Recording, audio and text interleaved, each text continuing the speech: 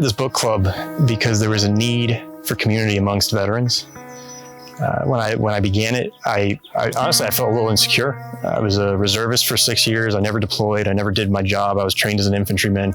And I feel like a lot of people have certain feelings when they don't have that experience of doing what they were trained to do. So when I started the book club and I had people showing up to these virtual meetings, these Zoom meetings, who had had multiple deployments, they had done the thing, I was kind of wondering, am I the person to be leading this? Am I really the one? And what shocked me was the amount of people who were sitting there saying similar things from the other end. That's when I realized that there's this need for breaking down these barriers, right? These intellectual barriers. It's not just talking about books. It's about being in nature. It's about being around other veterans who are like-minded, or maybe not, you think not like-minded, and finding that there's a lot of similarities and things that we can hold in community together that brings us closer together. My favorite part of the RTB is watching how quickly people go from being strangers to being so close in such a short amount of time. It really is, it's magic. I don't know how else to describe it. There's this bond that gets created in less than 3 days. They're finding this bond that we're all looking for. And I think that's probably my favorite thing to watch from a distance.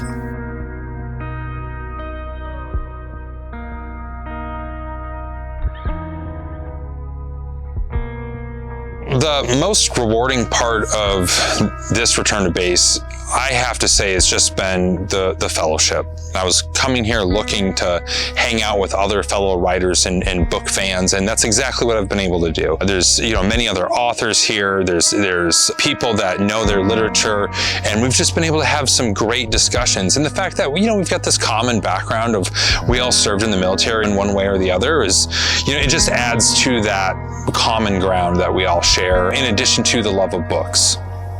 Since the focus of this book club RTB was the 3 latest books from Sebastian Junger, the fact that we've got the author Sebastian here with us to discuss these in depth and also a variety of other things that he has experience in has just been, it adds something to the experience that just can't be replicated any other way. If you're going to discuss a book and have the person that created it and can give you all the insight into what it went into it and where their head was at in certain sections, it just, like I said, it's just something you can't recreate in any other way. And Sebastian Junger, one of the greatest storytellers of the last 40, 50 years, just to be around him and have those little mini conversations on sidebars and that sort of thing. It's kind of like I gotta pinch myself, He's somebody that's deeply influenced me, not just because of his literal books and writing that he's done, but his documentary work and specifically conflict reporting and some of the storytelling styles that I have often imitated or followed in some of those footsteps, after being inspired by the way he's approached storytelling. Some of the best things of your experience as a soldier or as a first responder are present in this group. And the most important thing being that the first day it's kind of awkward and it's just a bunch of people in the same place that have some similar experiences. And then it loosens up a bit. And then there's a moment, the second night in, there was quite an emotional conversation.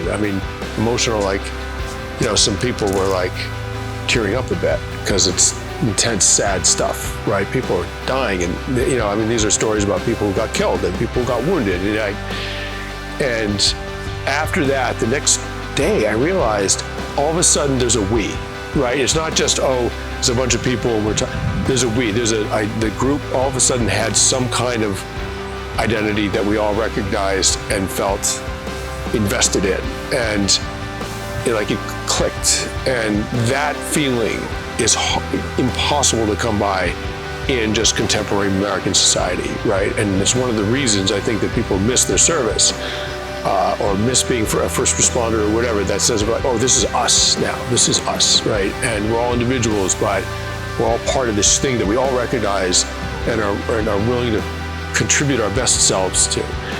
And if you come out here, you will re-experience that. It's only for a few days, but that's okay. You just need to know that it's possible to have it in the civilian world in a meaningful way.